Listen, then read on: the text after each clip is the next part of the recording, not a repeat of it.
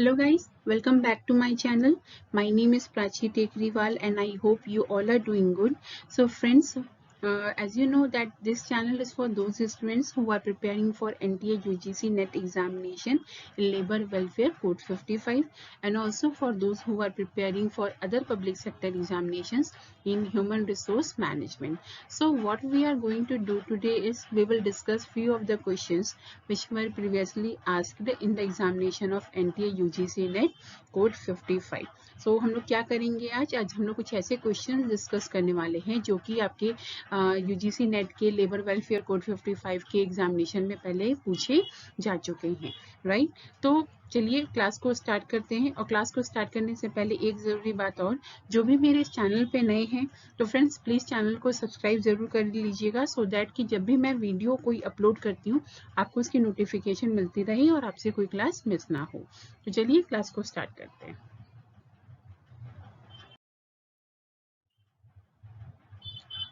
तो यहाँ पे हमारे पास क्या है, यहाँ पे हमारे पास पहला क्वेश्चन बन रहा है, a process by which an organization responds to employee needs for developing mechanisms to allow them to share fully in making decisions that designs their work at lives at work scroll. ठीक है, तो यहाँ पे क्या बात हो रही है, यहाँ पे एक ऐसे प्रोसेस की बात हो रही है जो कि कौन यूज करता है, ऑर्गेनाइजेशन यूज करती है। क्यों यूज करती है? सो दैट कि वो मैकेनिज्म को डेवलप कर सके। किसके मैकेनिज्म को डेवलप करना? एम्प्लॉयज के। ठीक है, अब ये मैकेनिज्म डेवलप करके होगा क्या, जो एम्प्लॉयज है, राइट, तो जो एक वर्क प्लेस पे काम कर रहे हैं जो हमारे एम्प्लॉयज हैं, तो वो क्या कर सकेंगे, वो अपनी वहाँ से जुड़ी हुई वर्क प्लेस से जुड़ी हुई जो भी उनकी लाइफ है, जो लाइफ चल रही है उससे जुड़े हुए जो डिसीजंस है उसको ले पाएंगे, उसके अंदर क्या करेंगे, पार्टिसिपेट कर पाएंगे। अभी डिसीजंस लेने का क्या काम है, मतलब उसके पीछे बहुत सारे लॉजिक्स चाहिए, फैक्ट्स चाहिए। अब ये कैसे होगा, जब हमारी एक मैकेनिज्म इम्प्रूव रहेगी, राइट। और इस इम्प्रूव करने की चीज़ों को क्या कहते हैं, मतलब इस प्रोसेस को क्या कहते हैं, हमें ये बताना है। तो हमारे पास एक टर्म आता है, अगर हम लोग यहाँ पे अब देखें, जहाँ पे जिस टर्म में हम लोग बात करते हैं ओवरऑल वर्क लाइफ की को इम्प्रूव करने के लिए, ठीक है, उसकी क्वालिटी को इम्प्रूव करने की बात होती है। तो वर्क लाइफ की क्वालिटी कब इम्प्रूव होती है? जब एक सपोज कीजिए कोई एक एम्प्लॉय है और वो एक वर्क प्लेस पे काम कर रहा है, राइट, तो वहाँ से क्या हो, उसको एक सोशल सिक्योरिटी भी मिले, उसको क्या मिले, उसको आगे की करियर डेवलप करने के लिए अपॉर्चुनिटीज मिले, साथ में उसकी परफॉर्मेंस, उसकी स्किल्स को डेवलप किया जा सके। तो और वो काम में ऐसे ना उलझे कि उसकी अपनी पर्सनल लाइफ भी वो क्या हो, हैम्पर हो, यानी ओवरऑल एक जो है बैलेंस बना के वो चल सके। तो यानी यहाँ पे सारे एस्पेक्ट की बात की जा रही है, राइट। तो इससे क्या होगा, तो इससे उसकी वर्क लाइफ की क्वालिटी, अगर ये सारी चीजें इंप्रूव होती हैं तो उसकी वर्क लाइफ की क्वालिटी क्या होगी, इंप्रूव होगी, राइट। तो इसका मतलब यहाँ पे हम लोग किसकी बात कर रहे हैं, हम लोग यहाँ पे बात कर रहे हैं क्वालिटी ऑफ वर्क लाइफ की। तो हमने क्या किया, हमने एम्प्लॉय को एक क्या मतलब हम लोग एम्प्लॉय को क्या कर रहे हैं, उसके HRD मैकेनिज्म को इम्प्रूव कर रहे हैं, ठीक है, उसके मैकेनिज्म को इम्प्रूव कर रहे हैं, डेवलप कर रहे हैं। और इससे क्या होगा, वो अपने वर्क प्लेस से जुड़े हुए जो भी डिसीजंस हैं, जो भी उसको डिजाइनिंग के डिसीजंस लेने हैं, वो उसमें पार्टिसिपेट कर पाएगा और अपनी इन सारी चीज़ों को क्या कर पाएगा, इम्प्रूव कर पाएगा, राइट। तो इसका आंसर क्या है, quality of work life, right. अगर बाकी सारे आप में देखोगे तो सोशल सिक्योरिटी है, परफॉर्मेंस मैनेजमेंट है, करियर प्लानिंग है, तो इसमें एक ही एस्पेक्ट की बात हो रही है, राइट। लेकिन हम लोग यहाँ पे पूरी लाइफ जो है वर्क प्लेस की लाइफ है उसको डिजाइन करने की बात कर रहे हैं। तो यहाँ पे क्वालिटी ऑफ वर्क लाइफ को हम लोग लेके चलेंगे क्योंकि उसमें सारे डायमेंशंस आपके कवर होंगे।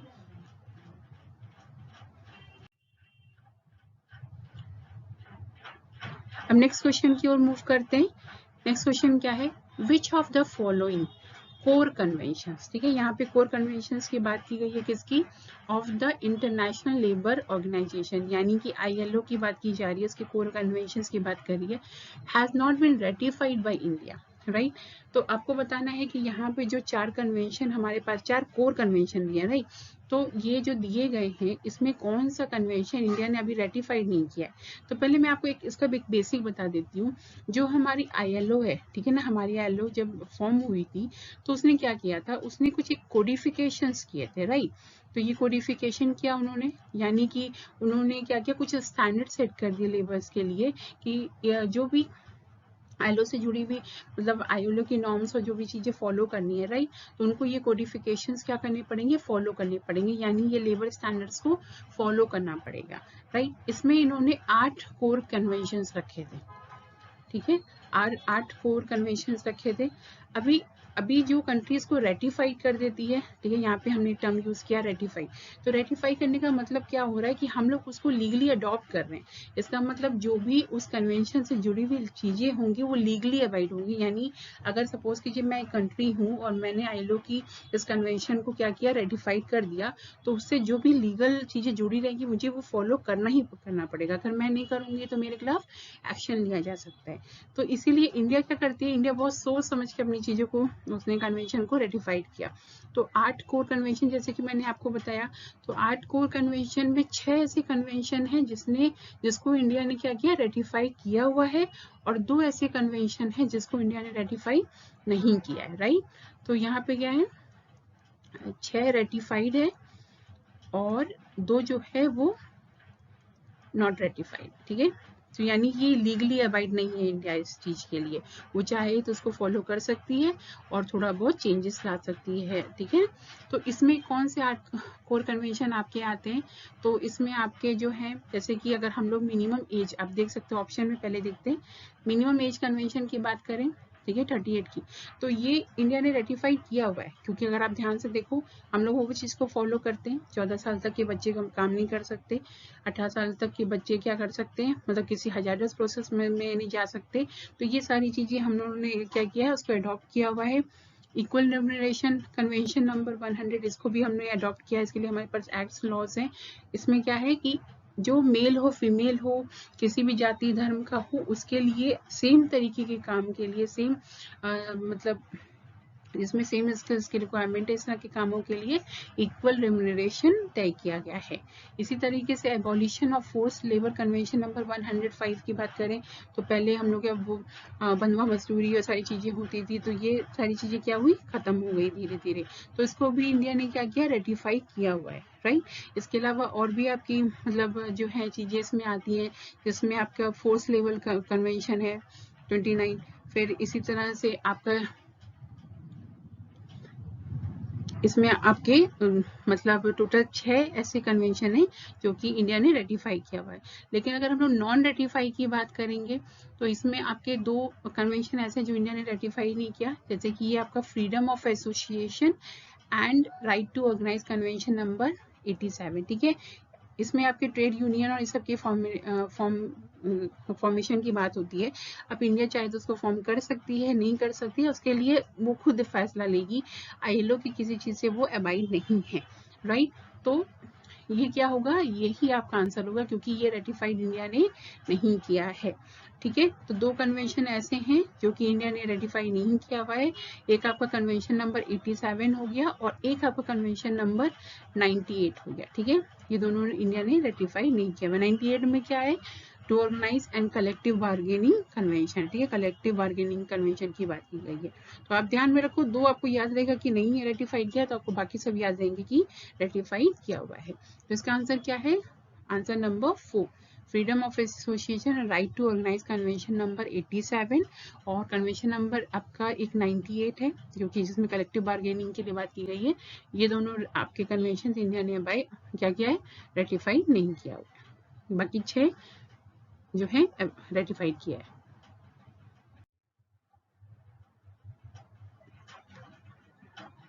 यहाँ पे हमारे पास नेक्स्ट क्वेश्चन है, according to the building and other construction workers regulation and employment regulation of employment and conditions of service act 1996, ठीक है। यहाँ पे किस एक्ट की बात की गई है, building and other construction workers regulation of employment and conditions of service act 1996 की बात की गई है, ठीक है।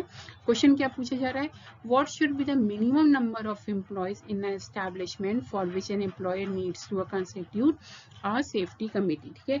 कितने एस्टैब्लिशमेंट में, कितने जो भी इस एक्ट के अंदर में एस्टैब्लिशमेंट आते हैं, राइट, उनके अंदर कितने मिनिमम नंबर ऑफ एम्प्लॉयज होने चाहिए, सो दैट कि एम्प्लॉयर क्या करेगा, सेफ्टी कमेटी का फॉर्मेशन करेगा, राइट। तो अगर हमने इस एक्ट की बात करी, इसके सेक्शन नंबर 208 की बात करते हैं, ठीक है। तो इस सेक्शन में क्या बोला गया है कि इस सेक्शन में आपको क्लियरली जो है डिफाइन किया गया है कि जो भी एस्टैब्लिशमेंट है, ठीक है ना, अगर वहाँ पे 500 या 500 से ज़्यादा, ठीक है ना, या 500 से ज़्यादा अगर इम्प्लॉयज काम कर रहे हैं, ठीक है ना, बिल्डिंग या कंस्ट्रक्शन वर्कर्स हैं, तो इन दैट केस क्या करना है, एक सेफ्टी कमेटी को फॉर्म करना है, राइट। और ये सेफ्टी कमेटी बेसिकली क्या करती है, वो वहाँ पे जो है देखती है कि जो अनसेफ क्या क्या अनसेफ प्रैक्टिसेस हो रही हैं जिसके कारण से एक्सीडेंट्स हो सकते हैं या कुछ और प्रॉब्लम हो सकती है, और उससे जुड़ी हुई रेमेडियल मेजर्स क्या लिए जा सकते हैं, ठीक है। इनका ये काम होता है, मतलब किसी भी तरीके के एक्सीडेंट कैजुअलिटीज को प्रिवेंट करना। और ये सेफ्टी कमेटी कब बनाई जाएगी, जब किसी जो इस एक्ट में एस्टैब्लिशमेंट्स आपके आते हैं जिनमें 500 या उससे ज़्यादा वर्कर्स अगर काम कर रहे हैं, ठीक है ना, तो इन दैट केस क्या होगा, सेफ्टी कमेटी का फॉर्मेशन करना है, राइट। तो इसका आंसर क्या है, 500, तो ऑप्शन नंबर 4, राइट। तो ये बेसिक चीजें हैं, आपको क्या करना है, इसको आप धीरे धीरे पढ़ते जाओगे, ये आपके दिमाग में बैठती जाएगी। बहुत ज्यादा मतलब आपको ये क्वेश्चन प्रैक्टिस से ही आपको आराम से याद हो जाएंगे, ठीक है ना। बहुत ज्यादा डीप में जाके आप इसको पढ़ नहीं सकते, आपको बस क्वेश्चंस प्रैक्टिस करते जाना है। अब हम लोग नेक्स्ट क्वेश्चन की बात करते हैं, which of the following are correct in context of inter state workman act 1979, ठीक है। यहाँ पे किसकी बात हो रही है, इंटर स्टेट वर्कमैन एक्ट 1979 की बात हो रही है, और आपको बताना है कि जो यहाँ पे 3 सेंटेंस हैं, तो इन 3 सेंटेंस में क्या सही है, राइट। तो पहला क्या है, an inter state migrant workman shall be paid twice than the wages fixed under the minimum wages act 1948। अब इसके हिसाब से क्या है कि जो भी वेजेस मिनिमम वेजेस एक्ट 1948 में फिक्स किए गए हैं उससे दुगना देना है इंटर स्टेट माइग्रेंट को, ठीक है। ऐसा है क्या, बिल्कुल नहीं, क्योंकि उनको क्या करना है, यहाँ पे ये इंश्योर करना है कि उनसे कम ना मिले, राइट। जो मिनिमम वेजेस एक्ट तय किया गया है उससे में तय किया गया है वेजेस, उससे कम ना मिले, ये इंश्योर करना, डबल देने की कोई बात नहीं हुई है, राइट। तो ये सेंटेंस आपका क्या होगा, गलत होगा। तो जिसमें भी आंसर आपका 1 आएगा वो क्या है, ऑप्शन गलत है, राइट। नेक्स्ट क्या है, wages payable to an interstate migrant workman under this section shall be paid in cash only, right. ये सेंटेंस क्या है, बिल्कुल सही है, क्योंकि जो इंटरस्टेट वर्कमैन एक्ट 1979 में जो भी वेजेस दिए जा रहे हैं माइग्रेंट वर्कर को, वो कैश फॉर्म में उनको देना है, राइट। तो ये ऑप्शन नंबर 2 क्या है, ये ऑप्शन नंबर 2 सही है। तो 2 यही ऑप्शन हमारे पास बच रहा है। तभी एक बार तीसरा सेंटेंस हम लोग देख ले रहे हैं, the contractor is bound to pay every interstate migrant worker at the time of recruitment a displacement allowance। displacement allowance वो देगा क्योंकि एक interstate migrant को वो दूसरी जगह लेके जा रहा है, और कितना देगा इसके according, equal to 50% of the monthly wages payable to him, ठीक है। जो मंथली वेजेस उसको दिए जा रहे हैं उसका 50% देना ही है, और 95 रुपीज। अब देखिए कहाँ पे गलत हो गया, ये 95 मेंशन किया गया जबकि इसका अमाउंट क्या होना चाहिए, 75। तो ऑटोमेटिकली ये ऑप्शन आपका गलत हो गया, राइट।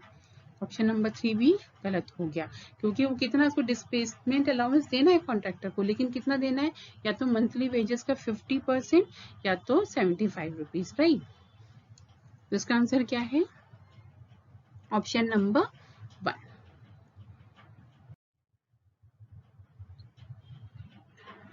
नेक्स्ट क्वेश्चन की ओर मूव करते हैं, according to the child labour prohibition and regulation act 1986, ठीक है। यहाँ पे किसकी बात हुई है, child labour prohibition and regulation act 1986 की हम लोग बात कर रहे हैं।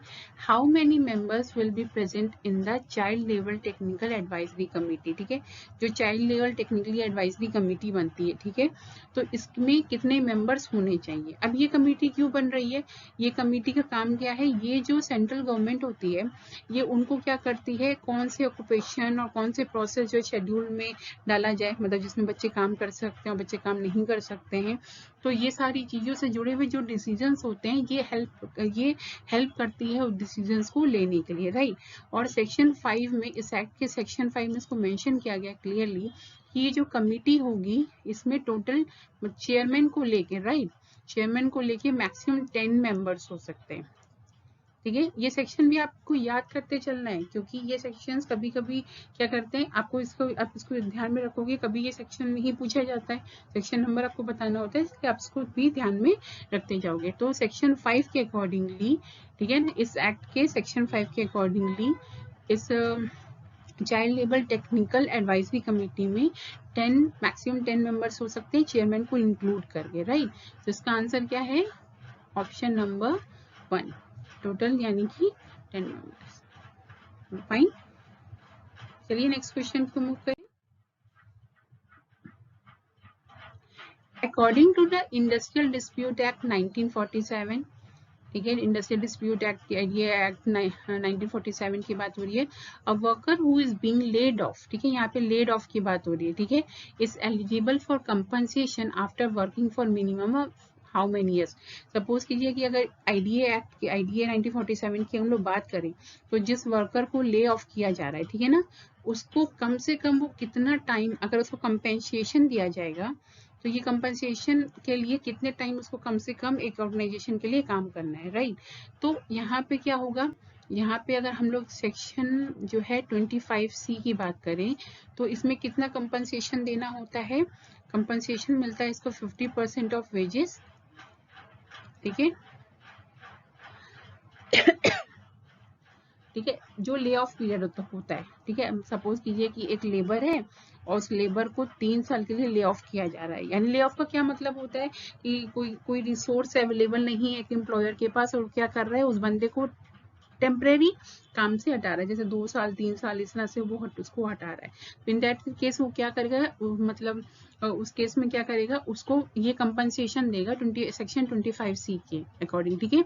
और ये कंपनसेशन कितना होना चाहिए, ये ले ऑफ पीरियड का 50, मतलब जो वेजेस उसका बनता है उसका 50% उसको देना है, ठीक है। लेकिन इसके लिए एक चीज, एक शर्त है कि वो जो एम्प्लॉय है, यानी वो जो वर्कर है, लेबर है, वो कम से कम 1 साल तक, ठीक है ना, 1 साल तक उस ऑर्गेनाइजेशन के लिए उसने काम किया हो, रेगुलर सर्विस अपनी दी हो, ठीक है। इसमें बदली वर्कर या कैजुअल वर्कर कैलकुलेट नहीं होते हैं, इसमें कम से कम उसने 1 साल के लिए अगर उस ऑर्गेनाइजेशन के लिए काम किया हुआ है, तो इन दैट केस क्या मतलब रेगुलर अपनी सर्विस प्रोवाइड की है, तो इन दैट केस अगर उसको ले ऑफ किया जा रहा है, तो सेक्शन 25C के अकॉर्डिंगली उसको उसके ले ऑफ पीरियड के जो वेजेस बनता है उसका 50% मिलेगा एज अ कॉम्पनसेशन, राइट। तो इसका आंसर क्या है, 1 ईयर, ठीक है ना, option number 4, right.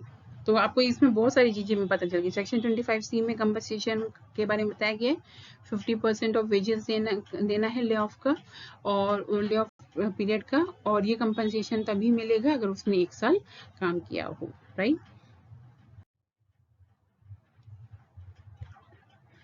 Next question की बात करते हैं।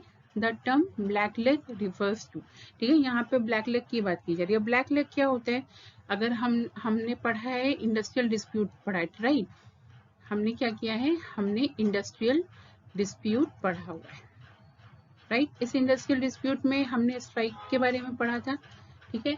अब स्ट्राइक हो रही है, सारे वर्कर्स चले गए हड़ताल पर। अभी क्या हो रहा है कि अभी जो एम्प्लॉयर है उसने क्या किया, देखा कि भाई उसका काम रुका हुआ है और मतलब जो वर्कर्स नहीं तो कुछ भी मांगेंगे, तो इन दैट केस वो क्या करेगा, वो ये भी कर सकता है कि वो किसी और को ले आए काम करने के लिए, ठीक है, दूसरे वर्कर्स को ले आए कि जब तक भाई वो लोग हड़ताल पे गए तुम लोग काम करो, या उसमें से ही कोई ऐसा बंदा हो जो कहे कि नहीं ठीक है मुझे स्ट्राइक में शामिल नहीं होना, मुझे क्या करना पड़े, मैं क्या करूंगा, मैं काम करूंगा। तो ये क्या कर रहे हैं, वो पर्टिकुलर जो लेबर कमेटी है, जो वर्कर्स हैं, उनके साथ क्या हो रहा है, कहीं ना कहीं वो एक लूप होल का काम कर रहे हैं, राइट। तो एक ब्लैक लेग का काम कर रहे हैं, राइट। उनको मतलब क्या कर रहे हैं, एक तरह से कहा जा सकता है अपाहिज बना रहे हैं, उनकी हड़ताल को नुकसान पहुंचा रहे हैं, राइट। तो उस केस को क्या क्या कहते हैं, उनको ब्लैक लेग कहा जाता है, यानी कि कुछ ऐसे वर्कर जो कि काम करें, मतलब वो जिनके को वर्कर्स हड़ताल पे गए हुए, स्ट्राइक पे गए हुए, तभी वो क्या कर रहे हैं, काम कर रहे हैं। तो ये किस चीज में मेंशन हुआ, a work who forcibly join these those who are on strike, right, ठीक है, उसमें स्ट्राइक में नहीं ज्वाइन कर रहा, वो क्या कर रहा है, who continues to work when his or her co-worker in the establishment or strike, ठीक है, वो काम कर रहा है, राइट। तो इसका आंसर क्या होगा, आंसर नंबर 2, ठीक है ना। अगर कोई ऐसा वर्कर है जो स्ट्राइक होने के बावजूद भी उसके को वर्कर्स स्ट्राइक पे गए लेकिन वो नहीं जा रहा, तो इन दैट केस क्या होगा, वो क्या कहलाएगा, वो ब्लैक लेग कहलाएगा उसको। ओके, अभी नेक्स्ट क्वेश्चन हमारे पास आ रहा है, the descending participation workers, that is workers participation work was propounded by, ठीक है। यहाँ पे अगर हम लोग जो है हमने वर्क पार्टिसिपेशन की हम बात करेंगे तो इसमें आपका दो पार्टिसिपेशन आता है, ठीक है। एक फॉर्मल होता है और एक इनफॉर्मल होता है, राइट। तो अगर हम लोग फॉर्मल की बात करें तो इसमें आपके दो पार्टिसिपेशन आते हैं, एक होता है सेंडिंग और एक होता है डिसेंडिंग, ठीक है। फॉर्मल तरीके से यहाँ पे हम लोग क्या कर रहे हैं, जो वर्कर्स हैं, ठीक है ना, जो हमारे जो एम्प्लॉयज हैं, जो ह्यूमन रिसोर्सेज हैं, वो क्या कर रही है, पार्टिसिपेट कर रही है डिसीजंस में, ठीक है ना। तो उसमें दो टाइप के आपके होते हैं, असेंडिंग और डिसेंडिंग। असेंडिंग क्या होता है, असेंडिंग में जब वो मैनेजर लेवल की प्लानिंग में पार्टिसिपेट करते हैं, जो मैनेजर्स लेवल पे होते हैं उनको वहाँ पे क्या होता है, वो असेंडिंग पार्टिसिपेशन कहा जाता है। लेकिन जब यहाँ पे शॉप या फ्लोर लेवल की बात करते हैं तो वो डिसेंडिंग पार्टिसिपेशन होता है, राइट। अब हमें ये बताना है कि ये जो डिसेंडिंग पार्टिसिपेशन है, ठीक है ना, ये किसने दिया था, तो इसका आंसर क्या है, ये एक आपकी बहामास की एक प्राइवेट इन्वेस्टमेंट ऑर्गेनाइजेशन है, ठीक है ना। तो इसमें आपके जो थे जो लुइस फाउंडर उसके, उन्होंने 1975 में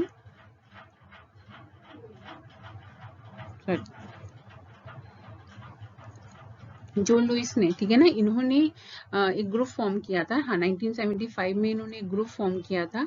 और ये ग्रुप में मतलब इसी ग्रुप ने क्या ये टर्म जो है दिया गया था, इसी ग्रुप में ये टर्म दिया गया था वर्कर, जिसमें डिसेंडिंग पार्टिसिपेशन की बात की गई थी, वर्कर्स की पार्टिसिपेशन की बात की गई थी शॉप फ्लोर लेवल पे। तो ये कौन सा ग्रुप है, ये है आपका ताविस्टॉक ग्रुप, ठीक है, ताविस्टॉक ग्रुप है आपका इसमें है।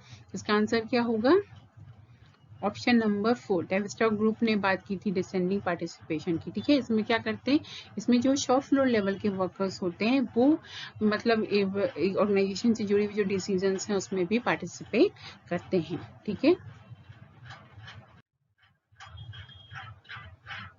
नेक्स्ट क्वेश्चन की बात करते हैं, when was the first meeting of the Indian labour conference, ये इंडियन लेबर कॉन्फ्रेंस की फर्स्ट मीटिंग कब हुई थी, और उस समय इंडियन लेबर कॉन्फ्रेंस आपका क्या कहलाता था, ट्राइपार्टाइट नेशनल लेबर कॉन्फ्रेंस। तो इसका आंसर क्या है, डेट या तो याद रहती है या तो नहीं याद रहती, राइट। एक सिंपल सा एक आपका लॉजिक है, इसका आंसर है आपका 1942।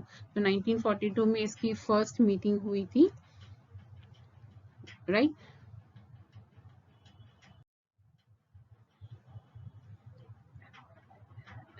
आपका ये लास्ट क्वेश्चन है, which of the following theory states that each organization is made up of management, union and employee, ठीक है। यहाँ पे तीन लोगों की बात हो रही है, मैनेजमेंट की, यूनियन की और एम्प्लॉय की, सब groups and each of them have their own bargaining power, ठीक है ना। तो यहाँ पे क्या है, ये आपका जो है जो थ्योरीज दी गई हैं आपको ये बताना है इस थ्योरीज के अकॉर्डिंगली, ठीक है ना, इस थ्योरीज के अकॉर्डिंगली किसमें जो है मतलब जो मैनेजमेंट कोई भी ऑर्गेनाइजेशन होता है उसमें तीन लोग होते हैं, मैनेजमेंट होती है, यूनियन होती है, एम्प्लॉय होते हैं, और उसमें क्या है सबकी अलग बार्गेनिंग पावर होती है, राइट।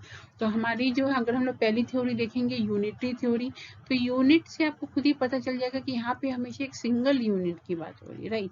तो यहाँ पे क्या माना जाता है, इस थ्योरी के अकॉर्डिंगली माना जाता है कि जो ऑर्गेनाइजेशन है वो एक सिंगल यूनिट है, चाहे वहाँ पे आपके मैनेजमेंट हो, वर्कर हो, उनका एक कॉमन गोल होता है, राइट। एक कॉमन गोल होता है कि ऑर्गेनाइजेशन आगे बढ़े। तो अगर किसी की कोई ख्वाहिश या किसी की नीड उसमें बीच में आ भी रही है तो उनको क्या करना है, बैकअप करना, मतलब उनको क्या करना है, उनको टेक बैक करना है, मतलब उनको पीछे हटना पड़ेगा, राइट। तो वो अपनी चीजों को ऊपर नहीं रख सकते, ऑर्गेनाइजेशन से ऊपर नहीं रख सकते। तो डेफिनेटली यहाँ पे तीनों की बात ही नहीं हुई, यहाँ पे तो किसी बार्गेनिंग पावर की बात ही नहीं हो रही, यहाँ तो उनको पीछे हटना पड़ सकता है अगर ऑर्गेनाइजेशन की जरूरत की बात आती है। तो अगर हम लोग यहाँ पे रेडिकल थ्योरी की बात करें, रेडिकल थ्योरी या आप इसको मार्क्सिस्ट थ्योरी भी कह सकते हो, ठीक है ना। इसमें क्या है कि